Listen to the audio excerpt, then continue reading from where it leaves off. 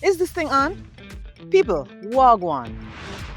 We know we're still in recovery mode from Hurricane Melissa and we have been doing a lot. But today is different. We will be doing something extra special. Come on, let's go. Morning, team. Morning. Perrin, you know excited? Then almost. Home you are going now. Yeah, man. We're here!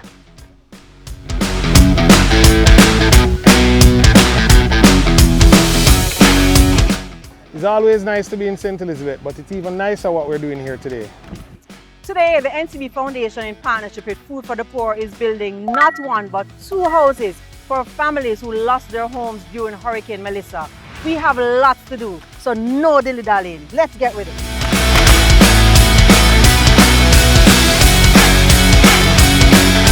Food for the Poor has been providing homes for Jamaicans for many years. Me there?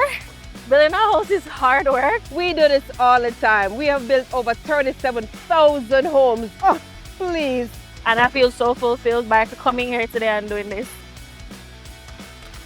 Building back our community one step at a time. Quick update, team, we're not wasting any time. We'll finish the priming and now we're putting on the finishing touch. Watch out for this.